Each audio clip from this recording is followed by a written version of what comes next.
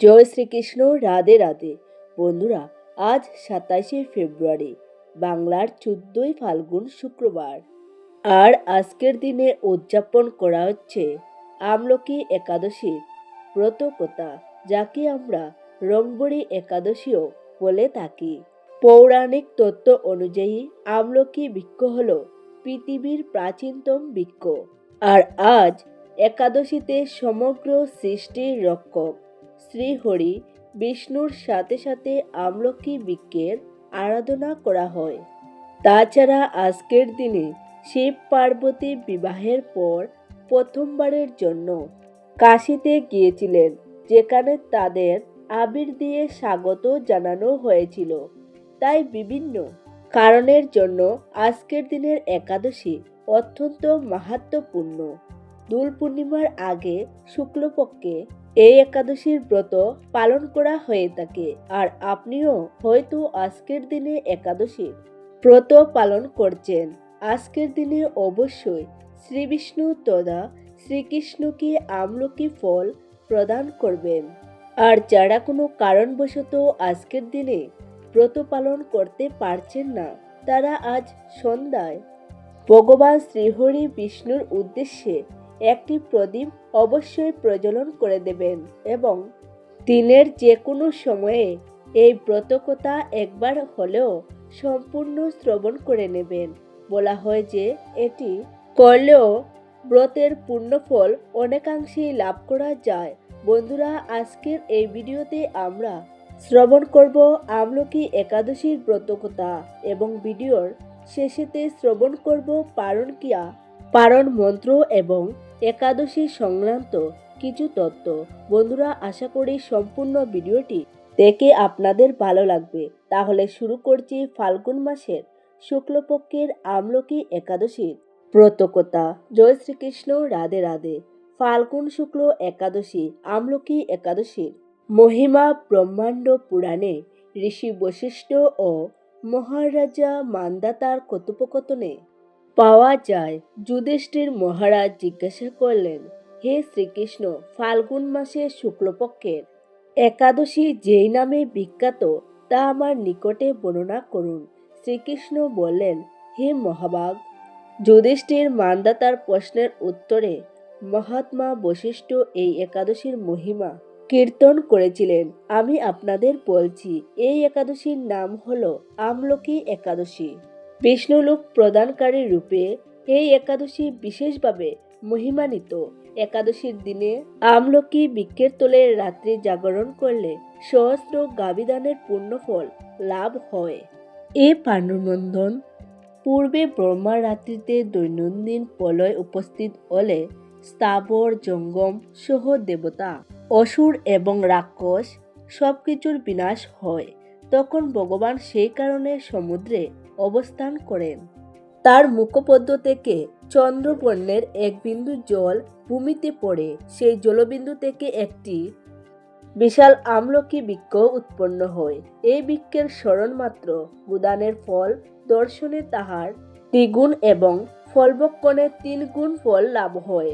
এই বৃক্ষে ব্রহ্মা, বিষ্ণু এবং মহেশ্বর সর্বদা অবস্থান করেন। এর প্রতিটি শাখার প্রশাখা ও পাতায় ঋষি, দেবতা এবং প্রজাপতিগণ বাস করেন।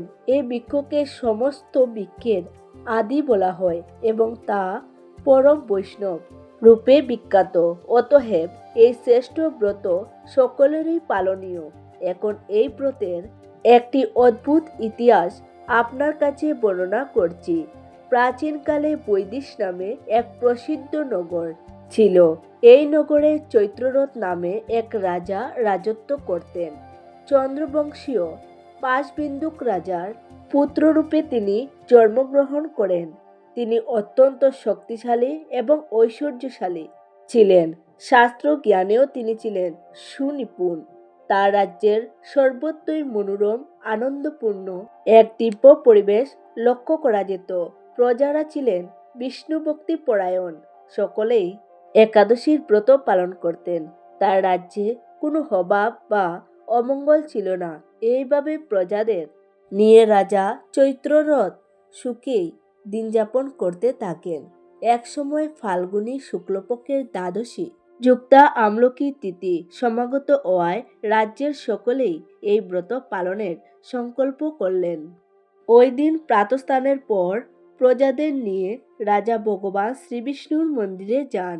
সেখানে সুবাসিত জলপূর্ণ কলস, ছত্র, বস্ত্র, পাদুকা, পঞ্চরত্ন ইত্যাদি দিয়ে সাজিয়ে স্থাপন করেন। তারপর ধূপ দীপ দিয়ে যত্ন সহকারে মুনি ঋষিদের দ্বারা শ্রী পরশুরাম মূর্তির সম্বন্ধিত আমলকির পূজা করেন। হে পরশুরাম, হে রেণুকার সুখবর্ধক, এ দাত্রী, হে পাপ বিনাশিনী, আমলকি তোমাকে আমি প্রণাম জানাই। আমার এই অগ্রজল গ্রহণ করো। এইভাবে দিনে যথাবিধি পূজা, স্তব, স্তুতি, নৃত্যগীত করে রাজা ভক্তিভরে সেই বিষ্ণু মন্দিরে রাত্রি জাগরণ করতে থাকেন। এমন সময় দৈব যুগে একটি বেদ সেখানে গিয়ে উপস্থিত হয়। পূজার সামগ্রী সহ বহু ব্যক্তিকে একত্রে রাত্রি জাগরণ করতে দেখে সে কৌতূহলে আক্রান্ত হলো। সে ভাবল, এসব কি ব্যাপার? বিষ্ণু মন্দিরে প্রবেশ করে সে বসে পড়ল। কলসের উপরে স্থাপিত বিষ্ণু মূর্তির দর্শন করল। ভগবান বিষ্ণু এবং একাদশীর মাহাত্ম্য সে মনোযোগ দিয়ে শ্রবণ করল। সারাদিন ওই বেদ কোনো কিছুই আহার করেনি। এইভাবে ক্ষুধায় কাতর হয়ে সেখানেই সে রাত্রি জাগরণ করল। পরের দিন প্রজাসহ রাজা নগরের দিকে যাত্রা করল। সেই বেদও তার গৃহে ফিরে গেল। তারপর এক সময় সেই বেদের মৃত্যু হল। একাদশীতে রাত্রি জাগরণ এবং ব্রতের প্রভাবে সেই বেদ পরবর্তী জন্মে এক রাজ্যের অধীশ্বরূপে নিযুক্ত হল। জয়ন্তী নামে এক নগরী ছিল। সেখানে বিদুরথ নামে এক রাজা বাস করতেন। ওই বেদ বিদুরথ রাজার মহাবলী পুত্ররূপে জন্মগ্রহণ করেন। তার নাম হয় পশুরথ। 1,00,000 গ্রামের আধিপত্য তিনি লাভ করলেন। তিনি ছিলেন সূর্যের মতো তেজস্বী, চন্দ্রের মতো কান্তিমান এবং পৃথিবীর মতো ক্ষমাশীল। বিভিন্ন সদ্গুণে ভূষিত পশুরথ পরম বিষ্ণুভক্তি পরায়ণ হন। এই মহাদাতা রাজা একবার শিকার করতে গিয়ে পথ ভুলে যান। গভীর জঙ্গলের মধ্যে ক্ষুধায় পীড়িত হয়ে তিনি ক্লান্তিবশত শুয়ে পড়েন। এমন সময় কতগুলি পর্বত নিবাসীর স্লেদ রাজার কাছে এসে তাকে নানাভাবে উৎপীড়ন করতে থাকে। রাজাকে তাদের শত্রু মনে করে তারা তাকে হত্যা করতে উদ্যত হয়। তারা বলতে থাকে, পূর্বে এই রাজা আমাদের পিতামাতা, পুত্র সবাইকে হত্যা করেছে, আমাদের গৃহ ছাড়া করেছে। এইরকম বলতে বলতে লেমচ্ছরা রাজাকে হত্যা করতে উদ্যত হয়। তারা বিভিন্ন অস্ত্র শস্ত্রে তাকে আঘাত করতে থাকে। কিন্তু আশ্চর্যের বিষয়, তাদের সকল প্রচেষ্টা ব্যর্থ হয়। রাজার কোনো ক্ষতি তারা সাধন করতে পারেনি। তখন রাজার শরীর থেকে নানা অলঙ্কারে বিভূষিতা এক পরমা সুন্দরী স্ত্রী মূর্তি আবির্ভূত হন। মহাশক্তিধারিণী ওই নারী অল্প সময়ের মধ্যেই সকল পাপী লেমচ্ছকে নিধন করল। তখন রাজার নিদ্রা ভঙ্গ হল। এই ভয়ানক হত্যাকাণ্ড দেখে রাজা অত্যন্ত বিস্মিত হলেন। তিনি বলতে লাগলেন, আহা, আমার শত্রুদের কে হত্যা করলো? আমার প্রাণ কে রক্ষা করলো? এমন কৃপালু কে আছে? আমি তার প্রতি আমার কৃতজ্ঞতা প্রকাশ করছি। এমন সময় দৈববাণী হলো, ভগবান কেশব ব্যতীত শরণাগতকে রক্ষা করবার আর কে আছে? তিনি শরণাগত পালক। দৈববাণী শুনে তিনি ভক্তিযুক্ত চিত্তে গৃহে ফিরে এলেন। তারপর প্রজাসহ মহাসুখে ইন্দ্রের মতো নিষ্কষ্ট রাজ্য ভোগ করতে লাগলেন। উপাখ্যান শেষ করে বশিষ্ঠ মুনি বললেন, হে রাজন, যে মানুষ এই পরম উত্তম আমলকির একাদশীর ব্রত পালন করেন তিনি নিঃসন্দেহে বিষ্ণুলোক প্রাপ্ত হন। ইতি শ্রী শ্রী আমলকি একাদশীর ব্রত মাহাত্ম্য সমাপ্ত। হরে কৃষ্ণ। শ্রোতা বন্ধুরা, এবার আমরা জেনে নেব আজকের দিনে যারা ব্রত উপবাস করছেন তারা আগামীকাল পালন কিয়া কখন এবং কিভাবে সম্পূর্ণ করবেন। ব্রত ভঙ্গ বা পালন ক্রিয়া করতে হবে আগামীকাল 28শে ফেব্রুয়ারি বা শনিবার সকাল 9:55 মধ্যে বাংলাদেশের সময় অনুযায়ী সকাল 10:25 পূর্বে। এবারে আসুন জেনে নেওয়া যাক একাদশী পালনের কিছু নিয়মাবলী এবং পালনবিধি সম্পর্কে। যদিও এই সংক্রান্ত একটি বিস্তারিত ভিডিও আগেও আমি পোস্ট করেছিলাম, আপনাদের সুবিধার্থে আমি সংক্ষেপে সেই তথ্য কিছুটা তুলে ধরছি। প্রথমেই আমাদের জেনে রাখা উচিত যে এটি শুধুমাত্র একদিনের কর্মসূচি নয়।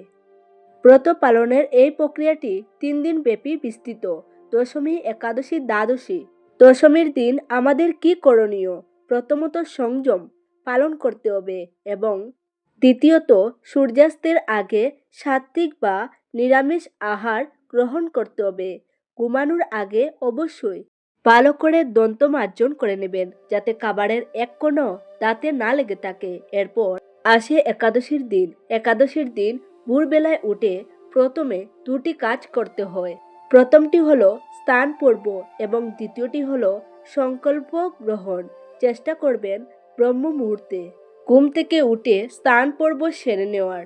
তারপর পরিষ্কার বস্ত্র পরিধান করে ঠাকুরঘরে গিয়ে সংকল্প গ্রহণ করতে হয়। সংকল্প গ্রহণের জন্য ভগবান বিষ্ণুর পাদপদ্মে তুলসী পাতা এবং পুষ্প নিবেদন করে মনে মনে এই সংকল্প মন্ত্রটি উচ্চারণ করতে হয়।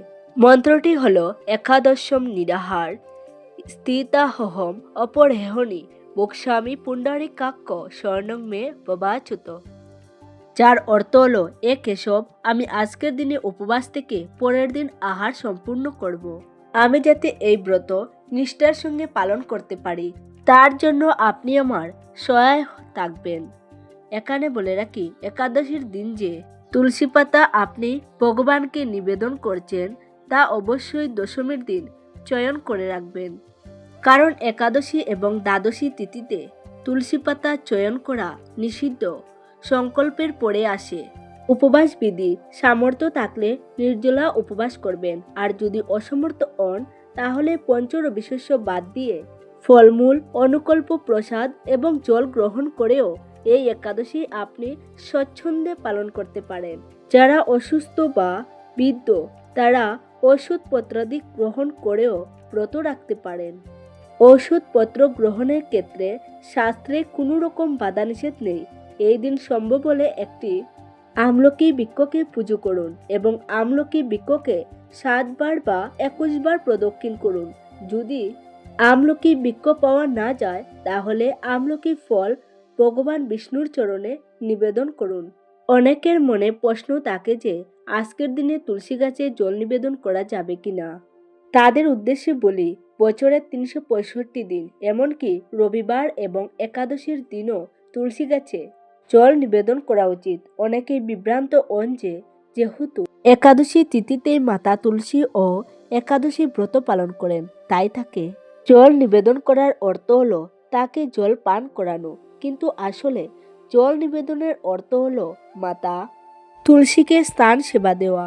শাস্ত্রে এই নিয়ে বিধান রয়েছে, যেমন আমাদের প্রতিদিন স্নান করেই শুদ্ধ হতে হয়, তেমনি মাতা তুলসীকেও প্রতিদিন স্নান সেবা দেওয়া কর্তব্য। এছাড়া ভগবানের সন্তুষ্টি বিধানের জন্য ভগবান বিষ্ণুর সহস্রনাম এবং ভাগবত গীতা পাঠ করুন। নিরন্তর ভগবানকে স্মরণ করুন। এই দিন যে কোনো রকমের পরনিন্দা, পরচর্চা, মিথ্যা কথা বলা, রাগ এগুলিকে পরিহার করুন। এবারে আসুন ব্রত ভঙ্গ বা পালন প্রসঙ্গে জেনে নিই। একাদশী ব্রতের সফল সমাপ্তি ঘটে দ্বাদশী নির্দিষ্ট সময় আহার গ্রহণের মাধ্যমে, যাকে পারণ বলা হয়। একাদশী শেষ হবার পরের দিন অর্থাৎ দ্বাদশীর একটি নির্দিষ্ট প্রহরে এই পালন প্রক্রিয়া সম্পূর্ণ করা আবশ্যক। যারা আজকের দিনে উপবাস করছেন তারা পালন করবেন আগামীকাল 28শে ফেব্রুয়ারি শনিবার সকাল 9:55 মধ্যে। কিভাবে করবেন? প্রথমত একটি তুলসী পাতা এবং চরণামৃত গ্রহণ করে পালন প্রক্রিয়া শুরু করতে হয়। সাত্ত্বিক, নিরামিষ এবং শস্যজাতীয় খাবার যেমন ভাত বা আটা রুটিকে এই ব্রত ভঙ্গ করা যেতে পারে। সেক্ষেত্রে একটি চালের কোনা মুখে দিয়ে পারণ মন্ত্রটি 3 বার উচ্চারণ করুন এবং ভগবানের কাছে কৃপা এবং ক্ষমা প্রার্থনা করে ব্রতটি সমাপ্ত করুন। পারণ মন্ত্রটি আপনি এভাবে উচ্চারণ করতে পারেন। ওম অজ্ঞান তিমিরান্ধস্য প্রতিনানেন কেশব প্রসিদ্ধ সম্মুখনাথ জ্ঞান দৃষ্টি প্রদ ভব। অর্থাৎ এ কেশব, আমি আপনার কৃপাদৃষ্টিতে নিরাহারভাবে একাদশীর ব্রত পালন করেছি। কৃপাপূর্বক আমার পর আপনার করুণাময় জ্ঞান দৃষ্টি প্রদান করুন। এখানে বলে রাখি, পারণের দিন অর্থাৎ দ্বাদশীর দিনও সাত্ত্বিক বা নিরামিষ আহারই গ্রহণ করবেন। হরে কৃষ্ণ।